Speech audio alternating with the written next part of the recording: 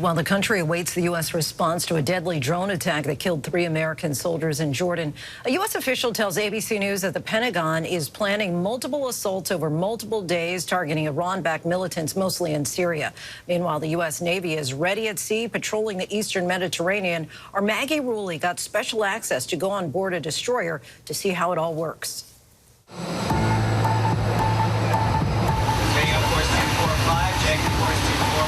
Very low.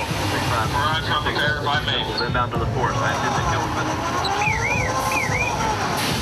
The tempo is rather high, significantly higher than we've been operating as a Navy for some time. The U.S. Navy has more than a dozen ships in the Middle East right now. We're America's away team. We're out here supporting American interests and being like big partners and team players with all of our allies here. They bring us aboard the USS Bataan, an amphibious assault ship patrolling the eastern Mediterranean. Roughly 2,500 Marines and Navy sailors are on board. We see and hear them working at all hours. We're on deck in the middle of the night. Marines are still out here. These exercises are hoping to be a show of force in the region. We're told that Marines and sailors on board this ship can have the mission up and running in just 6 hours. And the goal is that that presence can prevent a wider war. Time and time again, history has proven the value and utility of having forward deployed Marines on amphibious ships. The Bataan had been in the Red Sea before being sent here, just 500 miles off the coast of Israel, capable of mass evacuations and able to get thousands of Marines on the ground if needed. It's a gargantuan task, and one we were able to see up close. The well deck, a massive hold that takes up a third of the ship, can flood in just 20 minutes. With the back of the ship open, we sail out of the Bataan on a landing craft utility, an LCU. We keep hearing about those unique capabilities of this ship and the Marines and Navy sailors on board, and this is what they mean. This is the LCU. It's the craft that they use when they leave the USS Bataan, and it's how they get thousands of Marines and their equipment from the ship to shore.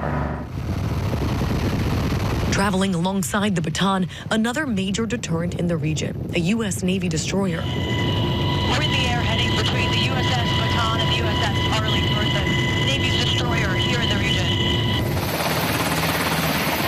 Arriving on deck, we witness the sheer power this destroyer has on board.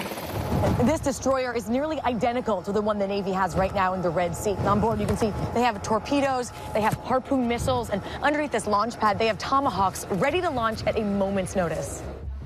The commanding officer on board, Lieutenant Commander Bowman, takes us into the Combat Information Center, where they show us what happens when there's an incoming missile. Stand by for missile intercept 1234.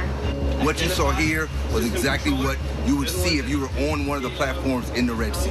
Missile intercept 1236. They're seeing tracks come in toward them, and they're using their system to identify and then engage them. Lieutenant Commander Bowman tells us Navy sailors trained for years for a decision his colleagues in the Red Sea are now making in a matter of minutes. Can you imagine what it's like on board right now for them? I can. I've talked to some of the COs down there. The level of tension and sometimes the level of effort that it takes to be ready. You're not only protecting other platforms, but also your own ship and your own sailors. He says he and his sailors are in the eastern Mediterranean for a very deliberate reason.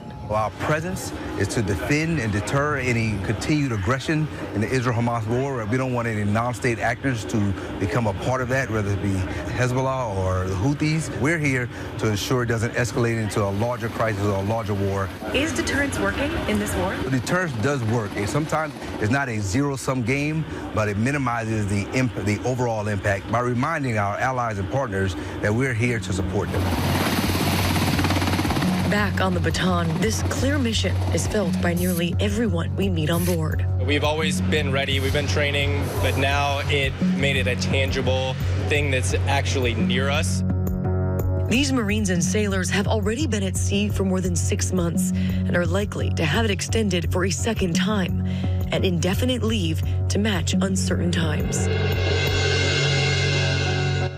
Our thanks to Maggie. So much uncertainty. Hi, everyone. George Stephanopoulos here. Thanks for checking out the ABC News YouTube channel. If you'd like to get more videos, show highlights, and watch live event coverage, click on the right over here to subscribe to our channel. And don't forget to download the ABC News app for breaking news alerts. Thanks for watching.